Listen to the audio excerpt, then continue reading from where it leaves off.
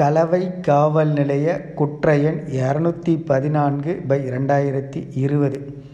இந்த வழக்கு 2020 ஜூலை மாதம் 6ஆம் தேதி பதிவு செய்யப்படுது. இந்த வழக்கின் விசாரணை அதிகாரி ராஜேந்திரன்.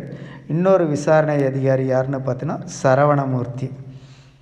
இந்த வழக்கில் சரத்து என்ன சொல்லுதுன்னா, நான் மேற்கண்ட முகவரியில் எனது தாய் தந்தையுடன் வசித்து வருகிறேன்.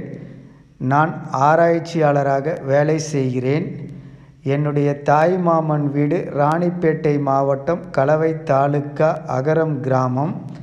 எனது தாய் மாமன் சீனிவாசன் சுமதி அவர்களது 2வது மகள் கவிப்பிரியாவை திருமணம் செய்து தருவதாக 2015 எனக்கு உறுதி அளித்தார்கள்.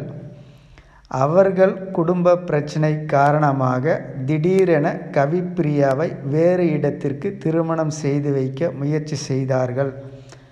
அது தெரிந்து நான் 12/4/2020 அன்று காலை 10 மணிக்கு என் தாய்மாமன் சீனிவாசன் வீடான அகரம் கிராமம் வந்தேன். என் தாய்மாமனிடம், உன்னிடமும் உங்கள் மகளிடமும் பேச வேண்டும். எந்த ஒரு தவறான வார்த்தையும் பேசாமல் அமைதியான முறையில் பேசுங்கள் என்று கடிதம் கொடுத்தேன். அந்த கடிதத்தை சீனிவாசன் படித்து பார்த்தார் என்றும், உடனே வீட்டிலிருந்து அவர் மகன் தனராமசேகரன் வெளியே வந்து தன்னை கோத்தா தெவிடியா பையா ஏண்டா என் வீட்டிடம் வந்தாய் என்று அசிங்கமாக திட்டி என் முகத்தின் மீது கையால் வேகமாக அடித்தார். அப்பொழுது எனது மாமா சீனிவாசன் முழுமையாக திரும்ப முடியாத வண்ணம் எனது முழு உடலையும் பிடித்து கொண்டு, தெவிடியா பையா, பொன்னை கொடுக்க முடியாது என்றால் ஏண்டா வற்புறுத்துகிறாய் என்று அசிங்கமாக திட்டினார். நான் என் தாய் மாமா என்று இதுவரை புகார் கொடுக்கவில்லை. இன்று 6/7/2020 கலவை காவல் நிலையம் வந்து மேற்படி நபர்கள் மீது நடவடிக்கை எடுக்குமாறு புகார் கொடுத்தேன். நடவடிக்கை எடுக்குமாறு கேட்டுக்கொள்கிறேன் என்று கொடுத்த புகார் மனுவை பெற்று கலவை காவல் நிலைய குற்ற எண் 214/2020 பிரிவு 294B 323 இந்திய தண்டனை சட்டம் படி வழக்கு பதிவு செய்து விசாரணைக்கு எடுத்துக்கொள்ளப்பட்டது.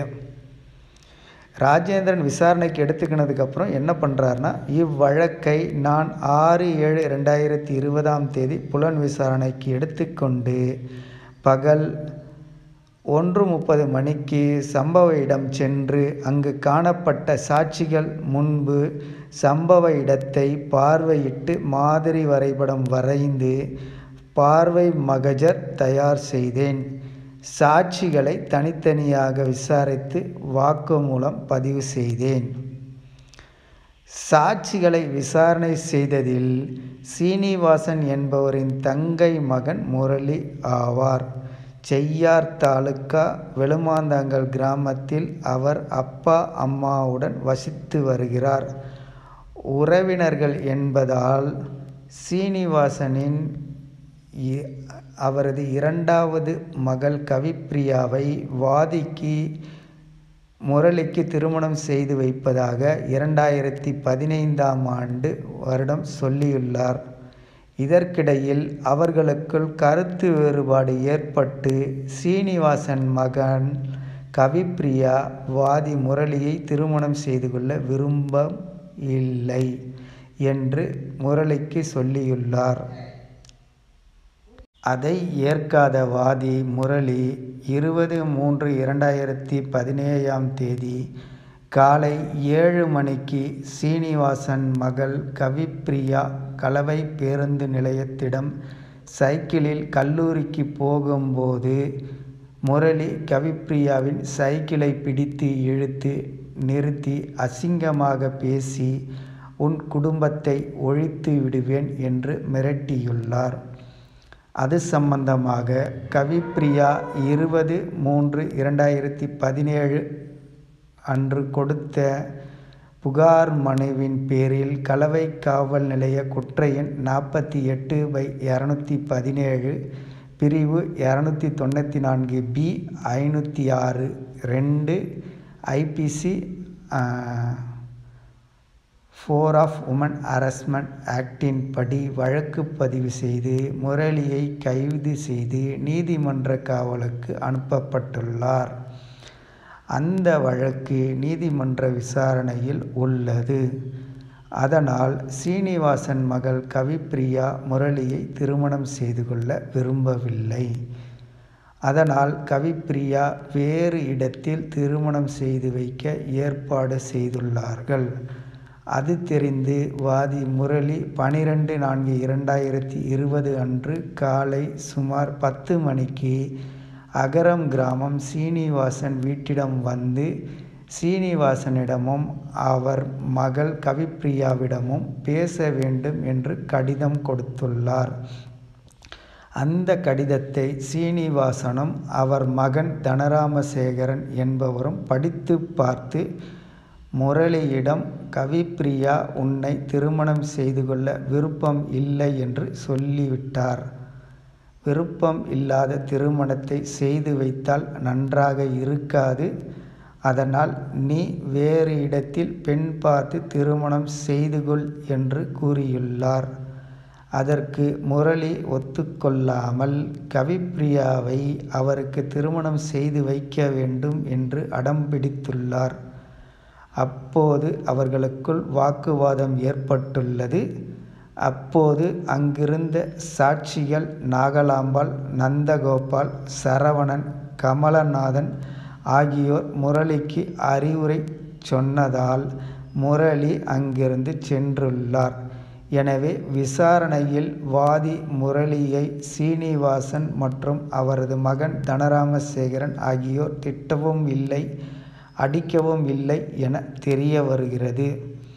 வாதி முரளி தனக்கு பெண் கொடுக்கவில்லை என்ற வன்மத்தில் தனராமசேகரன், சீனிவாசன் ஆகியோரை பழிவாங்க வேண்டும் என்ற நோக்கத்தில் அவர்கள் திட்டி அடித்ததாக மிகைப்படுத்தி உண்மைக்கு புறம்பாகவும் காலம் தாழ்த்தியும் புகார் கொடுத்துள்ளார் என்று விசாரணையில் தெரிய வருகிறது. எனவே இவ்வழக்கை சங்கதியை பொறுத்த மட்டில் பிழையுடையதாக கருதி மேற்நடவடிக்கை கைவிட்டு வாதிக்கு RCS 10/2020 படி சர்வ் செய்து ஒப்புதல் பெற்று இத்துடன் இணைத்துள்ளேன். எனவே இவ்வழக்கின் சங்கதிகளை பொறுத்த மட்டில் பிழையுடையதாக கருதி மிஸ்டேக்ஸ் ஆஃப் ஃபேக்ட் மேல் நடவடிக்கை கைவிட்டு வழக்கை முடிக்குமாறு கேட்டுக்கொள்கிறேன் என்று 13/1/2021 அன்று இறுதி அறிக்கையை காவல்துறை நீதிமன்றத்தில் சமர்ப்பிக்கிறது. இந்த அறிக்கை, இந்த வழக்கு பதிவு செய்த தேதி, RCS சர்வ் செய்த தேதி, இவை இரண்டும் இந்த வழக்கில் மிகவும் முக்கியமாக பார்க்கப்பட வேண்டிய ஒன்று. வழக்கு பதிவு செய்த தேதி 6/7/2020, RCS சர்வ் செய்த தேதி 6/7/2020. நான் கையொப்பமிட்டு 6/7/2020 இந்த RCS படிவத்தில் கையொப்பம் செய்திருக்கேன். அதை நீங்கள் பார்க்கலாம். வழக்கு பதிவு செய்த தேதியும் சர்வ் செய்த தேதியும் ஒரே தேதி. எனக்கு FIR நகலை கொடுக்கும்போது என்னை மிகவும் கடுமையான அளவிற்கு மன உளைச்சலை ஏற்படுத்தி இந்த வழக்கை இப்படித்தான் முடிக்க வேண்டும் என்று காவல்துறை கயவர்கள், அதிகார பிச்சைக்காரர்கள் இந்த வழக்கை முடித்து நீதிமன்றத்தில் சமர்ப்பித்து இருக்கிறார்கள். இந்த வழக்கு நீதிமன்றத்தில் இருக்கிறது. நீதிமன்றம் எவ்வளவு மோசமான அணுகுமுறையை கடைபிடிக்க வேண்டுமோ அவ்வளவு மோசமான அணுகுமுறையில் என்னிடம்